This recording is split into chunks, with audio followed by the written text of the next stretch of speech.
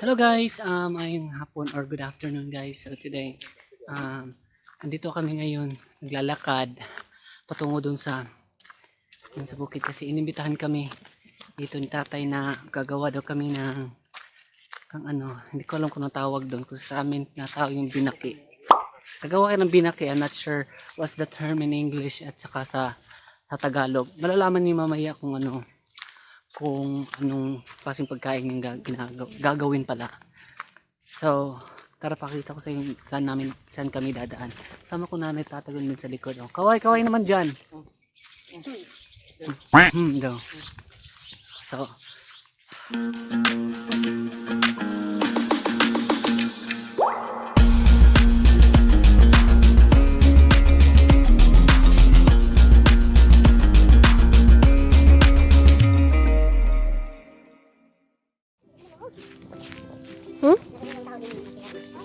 naman, narito na. Pero laman na, wala pa na. Bago na mga tanong nila, naritipikas ang ano.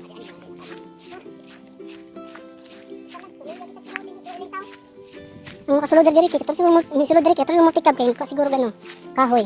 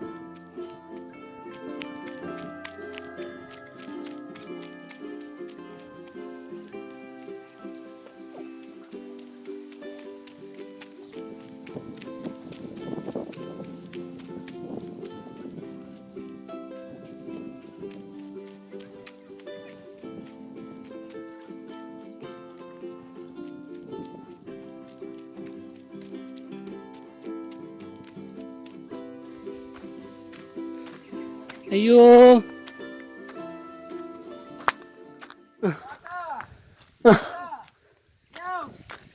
Ngayong hapon, udto hapon na gyud.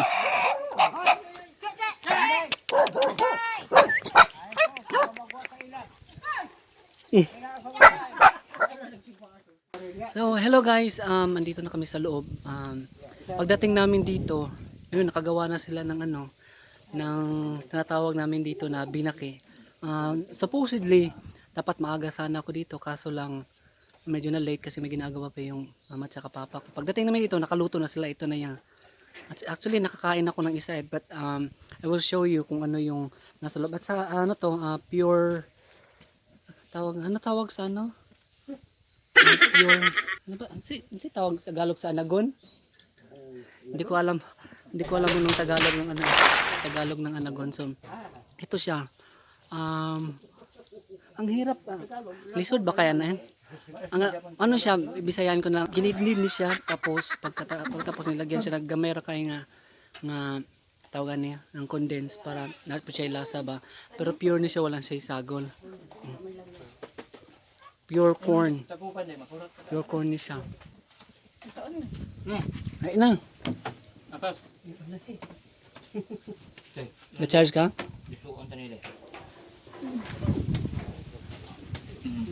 Go. Huh? Naman. Ay na. Nay mo ni tinibuok kon bago bitaw kang anak nara daw ibit-bit no. Simo na puro. Tibuok. Bisa wala mga tay. Tibuok manok mga bit-bit. Tinibuok kon manganak bitaw kanya tinibuk anay ka mo na tilog.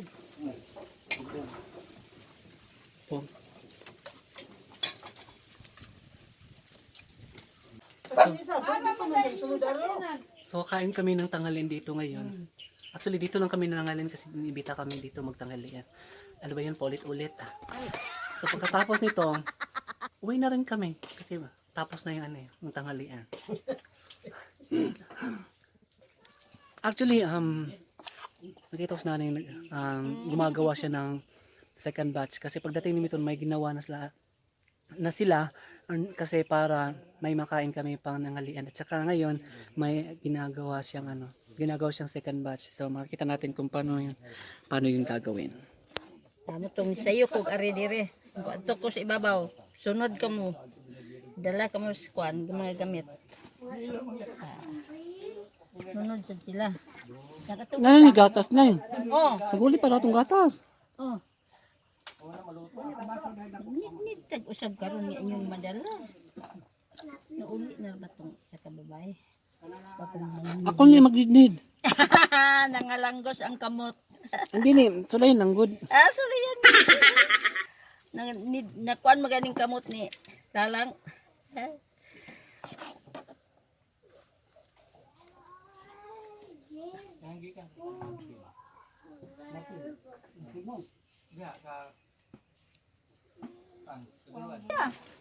Hoy! Hawa! Pero di ka initan. Ang sangos na siya din. Kuan. Ano na siya gang? Ha? Puno nagtubig. Madaan mo na kung pula. Ganiharan na naman niya. Tama na na, oy. Dali raman ni malunto in town, oy. Patong ra na siya di eh. Dili siya humol. Dili, matubigan man pod. Mabasa. Ang sinabong. Ano ba na kita saglag tik-tik. Oh, Ang uga. na di mo tong baligya nga kuan. Imitasyon.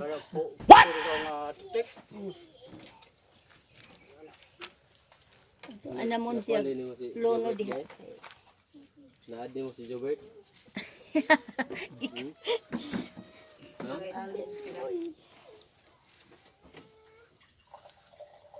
Akong mga anak, di man gid sila kuno mga anhe kay di man makalapos. COVID man. Nawag ko dito sa Alae. Oh, taga-lae di ay. Oo, kung kamagwangan.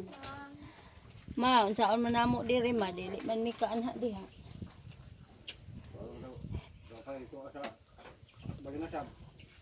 Limiron tilaw din eh. Oo.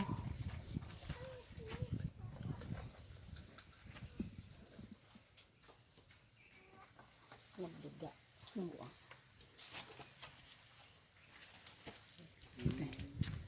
Sumura na na.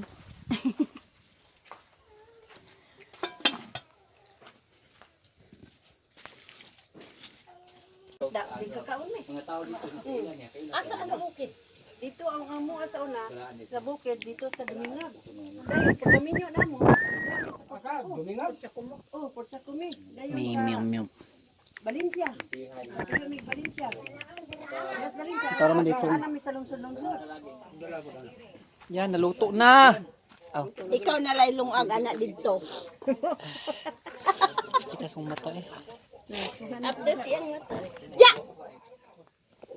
Yan, naluto na. Igit!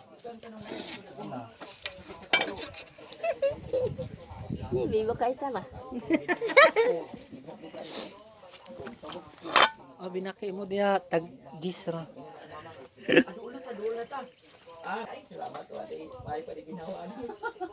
Pero dito na siya dito rin na dito na hospital. Nandito na kayo. Ado kayo kuya pa man eh. Dito pa man eh. Ay, ginawa na eh. Sabi niya. Ano?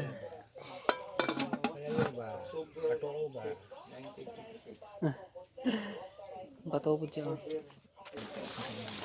Ah, Bakit di ba 2 kilometro? ah, kang utro. Naglingo siya. No, bagong haon. Inita po doon. Na, nagkaon pa ni. Ay, dong.